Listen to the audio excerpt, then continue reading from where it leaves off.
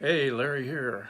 Acts 29 today, coming to you from Sunny World headquarters in Chiang Mai, Thailand. I'd like to welcome all the viewers here in Thailand and around the world to this edition. So, now I'm going to tell you a little story about flying in China back in the day. Uh, so, we were. We were going to go from Shanghai up to this other province and meet a friend of ours from Australia that was working with the underground church. And so we went to the airport to get on our flight, and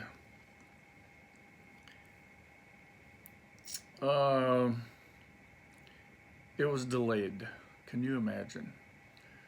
This domestic flight in China was delayed.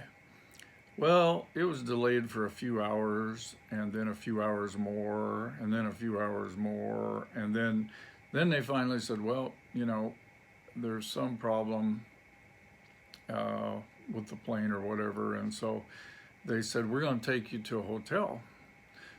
So we all got on a bus, and they took us nearby to a hotel, and they put us up in the hotel and gave us a room, and then gave us a thing where we could go eat dinner. We went to this great huge room and sat at a table with we were the only foreigners in the room.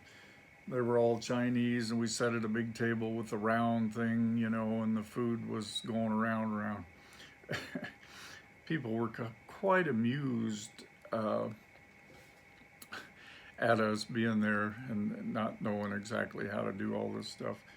And then we went back to the room, and then about midnight, they came to the room and said, oh, it's time to go. So we got back on the bus, went to the airport, and there's nobody at the airport, no one. And we go down these empty halls, we go out and onto the tarmac, and here's an old 737-200, the very first ones they made, sitting in the dark, and it's kind of foggy, and it looked like something out of a movie, and I'm thinking, wow, it's going to be good. So we get on the plane, and while we're taxiing, I noticed there's a piece of plastic falling off of the side panel below the window by my seat. And so I pulled it up and looked underneath, and it said United Airlines. And so I figured out, oh, this was probably one of the first 737s United ever had years ago, and after it wore out in America, China bought it. And they've been flying it ever since. So this thing's probably got a cajillion hours on it. But anyway, we took off, and we flew to the province we were going to. Uneventful flight. And my friend that had been waiting for us at the airport was still at the airport, and he'd been there for 20 hours or whatever it was. And so but he was there. He was sleeping, but he was waiting for us because he knew that sooner or later we would get there.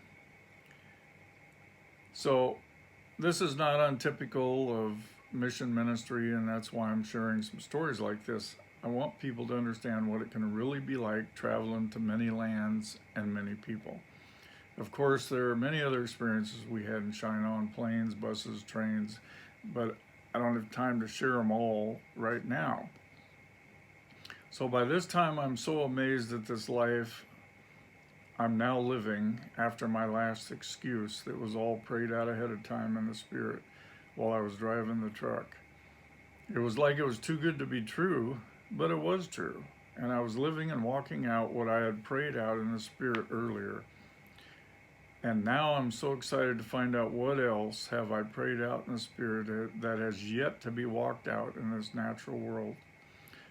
So next, I went to Australia. I went there 3 times for free in business class all 3 times. And one of the guys that we met on the first trip to China, the pastor in Mackay, he invited me to come and speak at a mission conference that he was doing there at his home church. So the conference was very powerful. Several young people committed to full-time mission work in Africa, and I would actually see them later on when I went to Africa. Australia is a great country with a get-it-done mentality, and everywhere I went in the world there seemed to be more Australians involved in missions than any other nationality. So after a 1.5 hour flight from Portland, San Francisco, then a 15+ hour nonstop to Sydney, business class was a godsend. And of course, it didn't cost me 1 penny. God is good. Every time I got that free seat on the plane, I just thanked God for the miraculous provision, because we would have never been able to go to many lands and many people without it. So when people ask me, how were you able to do all this? I say, well, you pray it out in the Spirit first, then you walk it out in the natural world. Next is Thailand.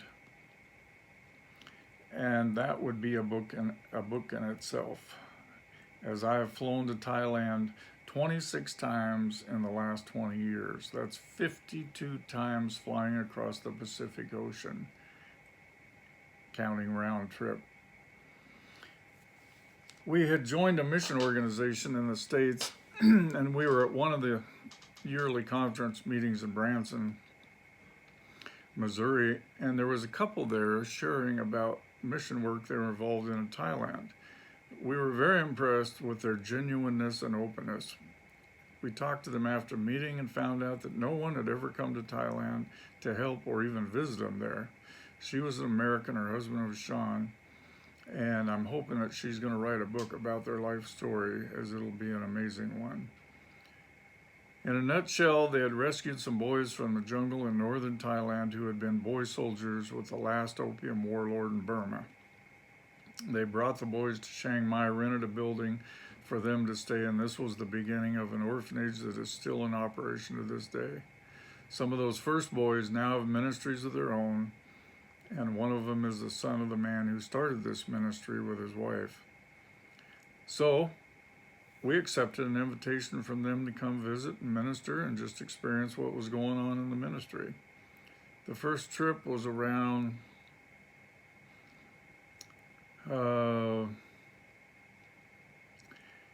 I don't remember exactly what year it was, but we visited them in Chiang Mai, and little did I know that one day, 18 years later, Thailand would be my home.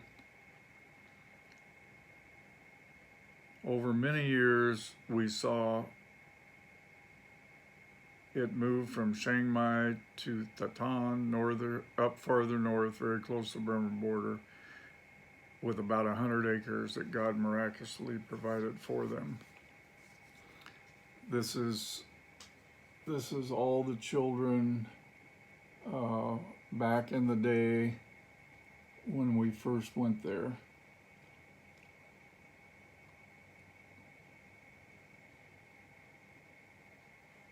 And that is what we lived in when we went there before we were able to build some other buildings. They just lived in bamboo huts.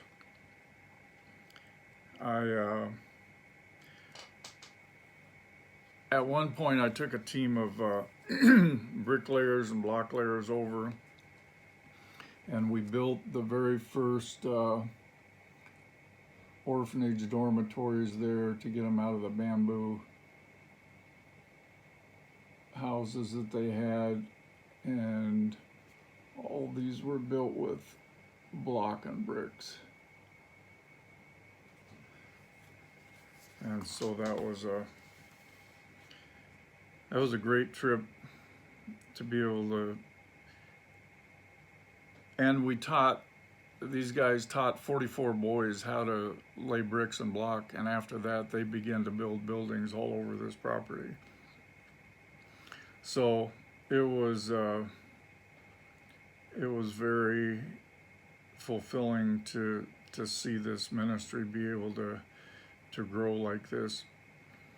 We also used to go out in the jungle and minister to refugees who were hiding from the Burmese army. We used to purchase identification papers from Thai parents whose children had died for some reason, so we could give them to other kids so they'd be able to go to government schools, travel, and get married. You know, just all kinds of stuff. They had also started a church in Ban Mae Pa, about 7 hours drive away, on some of the windiest roads I'd ever seen. By the provision of God, they were able to purchase some land high up on a hilltop and build a building there. Well, the Buddhists didn't like the church building on the place higher than their temple, so there was persecution and you know, all kinds of stuff like that happened in there. Over the following years, almost all the trips would be free and in business class. But I will say there were some flights that we got the last 2 seats. Everybody got on but us, and then finally at the last there were 2 seats left, and that happened more than one time. So we called it Fly by Faith, and it's not for the faint of heart.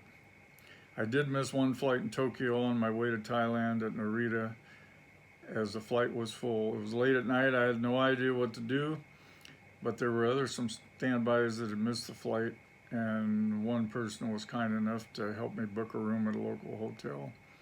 In those days, I didn't have a smartphone, just a laptop, and so on top of missing the flight, my friend wouldn't know that I was going to get in the next day, and there was also a typhoon coming to Tokyo, which would delay all the flights, and I didn't have enough money in my bank account to get to buy a ticket, because it'd be a few more days before my Social Security money came in. Well, the next morning, just for the fun of it, I checked my bank account on the computer, and my money had come in 3 days early, which had never ever happened before. I went to a site, found a ticket on Korean Air from Narita to Seoul, then on to Bangkok for $500. It left in 6 hours. I got the ticket and was on my way just in time to beat the storm that would close the airport. I had to email my friend in Bangkok and tell him when I was going to get there, but that's all I could do. So I got to Bangkok, and I didn't know, you know, where this guy was going to be or if he was going to be there. And I got out, I just started walking down, and within a few minutes he called out my name, and there he was. There he was. Hey, Larry. So